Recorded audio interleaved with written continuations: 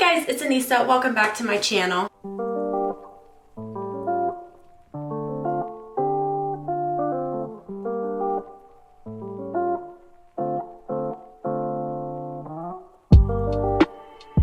I am super excited for today's video because I definitely want to start doing a lot more curly hair videos. Curly hair is something that I have and something I have had to learn. I want to share my experience and my journey and my tips with you guys. Curly hair is definitely a lot harder to take care of than straight hair. That is, I don't care what you say, I don't care who you are, that is the truth. In today's video, I'm going to be doing a part 2 of curly hair tips, how to get healthy hair, how to keep healthy hair. In my last video, which I will put a card somewhere in here for you to go ahead and watch if you are interested in seeing more tips besides these. But I've come up with 15 tips for you guys today. So if you are interested in wanting to hear what I have to say when it comes to curly hair, keep on watching. Before we go any further, hold on. Make sure that you like this video and subscribe because, girl, I know you're gonna come back. I know you're gonna come back, and you know you're gonna come back. So just do us both a favor and subscribe. All right, so I have 3 different categories that I'm going to be talking about today. One is just going to be general curly hair tips when it comes to styling, and then curly hair tips when it comes to washing. We are going to do the general ones first. The first and probably biggest tip that I have for all of you, number 1,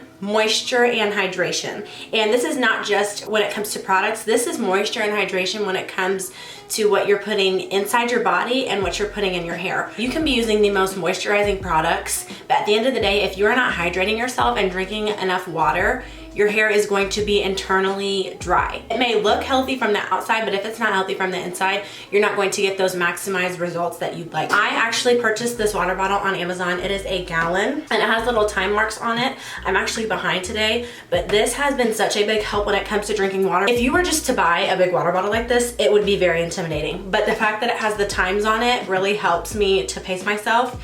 And I actually found myself not going to the bathroom as much even though I'm drinking a lot of water. You don't necessarily have to get something this big, but I just get something this big because you're actually supposed to be drinking whatever you weigh in pounds, convert that into ounces, and that's what you should be drinking. So say you weigh 100 pounds, you should be drinking 100 ounces of water every day. Your skin will thrive, your nails will thrive, your whole body will thrive, you will feel more energized, you will sleep better at night. Tip number 2, trims. So how often you want to trim your hair is really up to you, but you need to be getting your hair trimmed at least every 6 months. What I do, I trim my hair once when it's curly because that's how I wear it most of the time, and then I trim my hair once when it's straight.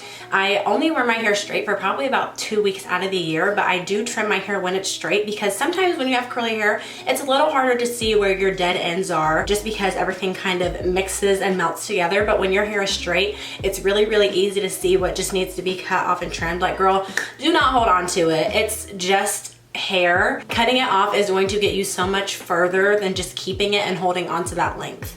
So girl, just cut it. Tip number 3, use minimal to no heat on your hair. Number 1, let me just tell y'all, let me give you the tea real quick. In most cases, heat is just not good for your hair. The only benefit that heat has when it comes to your hair is intensifying any type of deep treatment that you are doing. Whenever you are deep conditioning, which you should be deep conditioning every single time that you are washing your hair to maximize and get the best results out of your product, you can either use one of those blow dryer caps that they have, or you can just use the natural heat from your head. So what I do, I take a plastic cap, I take a grocery bag, and I take a do-rag, and what that is going to do is just not stimulate, but it's going to trap all the heat, natural heat that radiates from your scalp, and it's going to work to just really melt that deep conditioner into your hair. And girl, I promise you, you will thank me later. Tip number 4, protein. So protein is something, this is a very touchy subject because it's something that can very easily be overused, and when it's overused, it is not good for your hair. It will actually weaken your hair more than anything. I do a protein treatment once every 2 months. I have found that if I do it any more than that, it makes my hair dry and brittle. Everyone's threshold is different, but once you reach that threshold, it will have the complete opposite effect on your hair than what it's supposed to. The deep treatment that I love to use is from Shea Moisture. I think it's like the yogurt and protein. I'll put a picture of it in right here. Just like protein is really good for your body, it's also very good for your hair. It's gonna help prevent split ends. It's going to strengthen your hair, and it's also going to reduce any breakage that you would be experiencing if you were not using a protein treatment. But like I said, just be really careful with how often you're using it and also what brand that you are using when doing deep treatments. I personally like to keep it really natural just because it's something that is going to sit on your hair. I will never put anything in my hair for a long period of time that I don't know if it has bad ingredients in it, because at the end of the day, ingredient makeup is everything. Tip number 5. Research your products, people. Oh my gosh, this is something that probably my biggest regret when I first started doing my hair. Just like you want to know what you're putting into your body food wise, you want to know what you're putting into your hair. At the end of the day, what you're putting on your hair and letting sit on your hair for long amounts of time will either negatively affect your hair or positively affect your hair. And don't think that just because a ingredient list is long means that that's bad, because it's not always the case. A super easy little resource that I have for you guys is this app called Think Dirty. I started using this app when the whole Diva Curl scandal came out, and I have mentioned this many upon many times, but if you want to know basically the tea and what happened, I talked about it in my Function of Beauty review, and I will put that card up in here somewhere. That way you can also check that out. But it is just so important to know not only what products you're using, but what those products are made up of, because certain ingredients are not only bad for your hair, they affect your scalp, and they can also internally affect your body. There are multiple ingredients and a lot of products for curly hair that can cause cancer, that can cause your scalp to start itching, and will actually break down the skin on your scalp and will break down the molecules and structure of your hair and change the way that your hair is. What this app Think Dirty does, it rates products by how clean their ingredient list is. From a 1 to 10 scale, a 1 is gonna be super clean, and then a 10 is gonna be super icky, nasty, has a lot of bad ingredients in it. And I probably will say this in every single hair video that I do, and they better sponsor me one of these days. I'm telling you right now, because the clout that I give them and the hype that I give them, y'all need to be paying me. If you're looking for a really good all-around brand that is made for everybody, Shea Moisture is the way to go. I mean, they have so many different lines for every different type of curly hair, thick curly hair, thin curly hair, every different type of coil, anywhere from 1A to 4C. You will find something that works for you. And what's so great about this app is that you can go in and it will tell you the ingredients, what their purpose is, and health hazards that you should be concerned about when it comes to that certain ingredient. I had to get rid of a lot of products that I absolutely loved because I just could not get myself to keep using things that I knew were going to internally affect my hair. Even though they made my hair look bomb, that's not what matters. That's more of a short-term thing. When it comes to your hair, you want to think more long-term. Tip number 6. Give yourself regular scalp massages, people. I do this either in the morning before I style my hair or at night. You can do this with just your fingers, or you can get a little bit of your favorite oil and just massage that into your scalp. All that's gonna do is stimulate your follicles and break up, if you have any product buildup, just break that up onto your scalp. That way when you go to shampoo your hair, it's super easy, and the product, you're not having to like scratch and all that, which I know feels good, but it's not good for you to use your nails on your scalp since it's so sensitive. I have seen such an improvement in my hair since I have started doing this. I mean, literally guys, it takes 30 seconds. Use the pads of your fingers.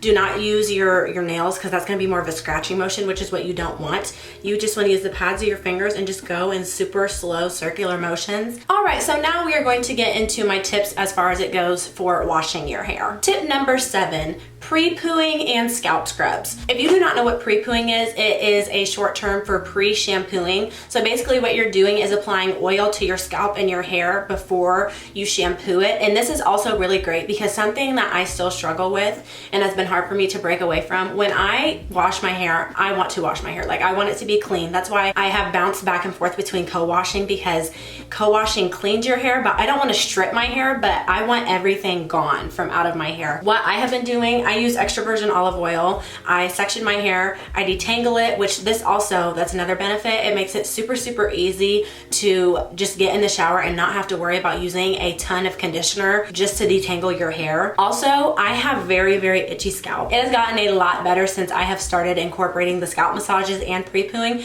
because what it's doing, it's moisturizing your scalp and your hair before you're getting ready to wash it. So it'll still be, it won't be stripped, it's still gonna be shiny and it's still gonna be moisturized, but you're also going to be left with clean hair. So that's not something that you're gonna have to worry about. Scalp scrubs, this is something, it kind of just depends on what type of scalp you have. If you have more of a sensitive scalp, I would not recommend using a scalp scrub every single time that you wash your hair. And I'm going to mention a scalp scrub that I have absolutely been loving. It's from Shea Moisture. It's from the African Black soap line. It is super amazing. It has a little bit of menthol in it, which I just love that minty feeling when you are washing your hair. Tip number 8. Conditioning before shampooing. Let me kind of break this down for you. Basically, conditioning your hair before shampooing it is going to do the same thing that pre-pooing your hair before shampooing it is going to do. It's gonna make it a lot easier for you to detangle your hair, and it's gonna put a little bit of moisture into your hair before you go in. A very clean, stripping shampoo. You're not gonna be left with completely dry, brittle hair. Your hair is still going to be moisturized, but it's still going to be clean, which is what I want to emphasize. You want clean hair, but you also don't want to strip everything out of it to where you're just left with a frizzy mess. I would pre-poo, get in the shower, get some conditioner, run that through your hair, which is also going to help kind of get the pre-poo out because, as we all know, oil and water do not mix. And then you're gonna shampoo, and then you'd condition again after you shampoo. Now we are going to get into our last category, which is going to be styling hair tips. And this tip is actually for washing and styling. Tip number 9 is going to be using your fingers to detangle. Using your fingers going to detangle is going to do for you versus using a brush is that you can be a lot more gentle and you can kind of feel those tangles and work with them with your hands versus where you're using a brush. It's just gonna rip right through there, and that is breakage city. It does take a little bit longer and it takes patience, but I promise, like I said, using that pre-poo is going to be so much easier. That's probably gonna be where you're gonna get the majority of the tangles out, and it'll just be a breeze the rest of the way. Tip number 10, a DENMAN brush is a curly girl's best friend. You just have to make sure you are using it right. There are so many different methods as to how you can use a DENMAN brush when it comes to styling your hair, but what a DENMAN brush is going to do, it's going to train your curls in a sense, because just like you can train people and you can train a dog, you can train your curls to do what you want them to do. They have different sizes of DENMAN brushes, and if you guys want me to do a video using different types of techniques, because there's so many that you can use that will give you different looks and results, I will definitely do that for you guys. To follow up with that, I'm going to combine tips number 11 and 12, which is going to be scrunching your hair and also not touching your hair after you have styled it. After you have used a DENMAN brush, it is so super important to just make sure you're going in and make sure your hair is soaking wet. Make sure you're scrunching that hair. That way you're encouraging the curl to kind of curl and give you that beautiful loop that is frizz-free.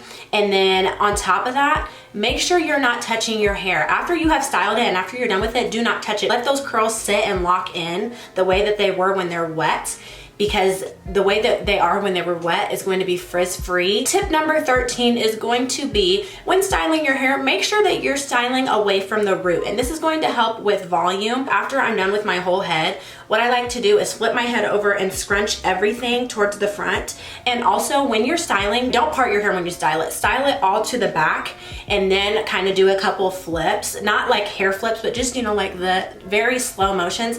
That way you can get your hair away from the root and you will have a lot more volume. Tip number 14, this is something that I have personally found works for me, and I found that it works for a lot of people. It is the lock method, and what the lock method stands for is leave-in oil cream. Make sure you have a really good leave-in, because this is going to be the thing that gives you your main source of moisture, whether that be you like a thicker leave-in, a thinner leave-in, that's up to you, and that will also determine how much volume you have. If you have thinner hair, I would definitely recommend obviously using a thinner leave-in conditioner that's still moisturizing, because when you get over to the thicker side, that's kind of gonna weigh your hair down more if your hair cannot handle that. Depending on what oil you use, different oils are used to lock in moisture, different oils are used for actual moisture. If you're gonna use like coconut oil is actually, I don't want to say it's not moisturizing, because it is, but what it does is basically locks in any moisture that you have. So it's gonna trap moisture from that leave-in into your hair follicle.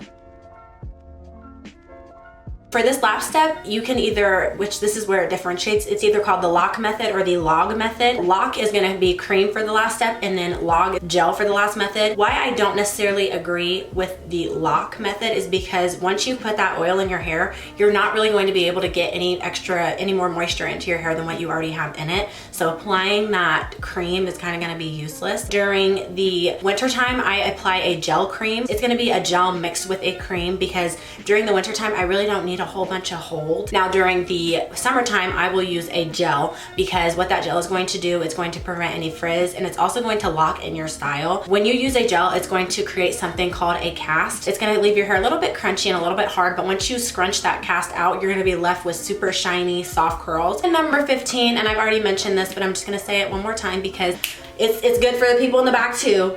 Do not touch your hair while it is drying. All you are asking for is frizz, frizz, frizz, frizz, frizz, frizz, frizz. Do not touch your hair while it's drying, girl. I hope you guys enjoyed this video. Let me know what curly hair videos you guys want to see. I absolutely love sharing this passion with you guys because it's something that I have taken probably the past 4 or 5 years to not master but learn about and morph my own routine and what I know works for me. Just to shorten your guys's, if you are just starting your journey, there's a lot of things that I wish I would have known before I started styling my hair the way that I do. Thank you guys so much for watching, and I'll see you next time. Bye.